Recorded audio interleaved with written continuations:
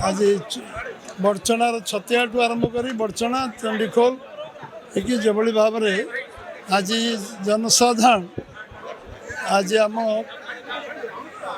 संबर्धना करे स्वागत करे मो निश्चित भाव में ऋणी जाजपुर जिलार सबू आमर जिलार समस्त साधारण जनसाधारण को मो अंतकरण मु धन्यवाद दूची एवं सेमाने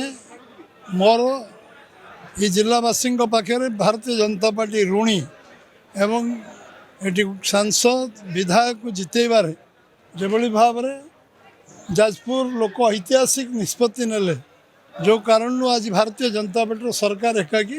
ओडिशा रही पारला से धन्यवाद देवाई मुझे विलम्ब हेले भी मुझे धन्यवाद देवी एवं समस्ते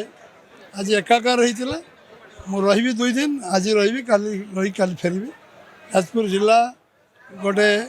आमर ऐतिह्य संपन्न जिला आध्यात्मिक जिला एवं राजनीतिक जिला एवं ये अंचल लोक जहाँ भावती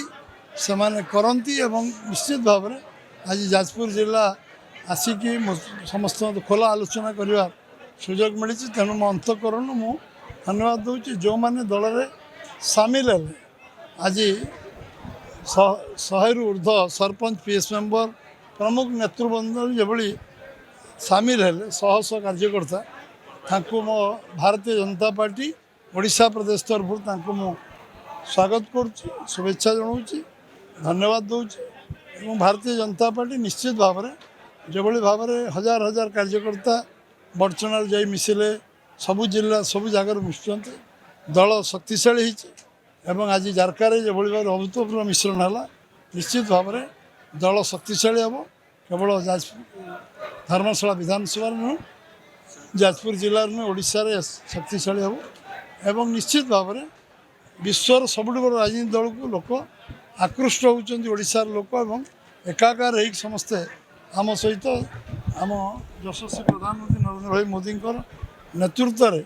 आज सामिल होगापी जो आग्रह प्रकाश कर दल तरफ मु पुनर् से अभिनंदन जनाऊँ।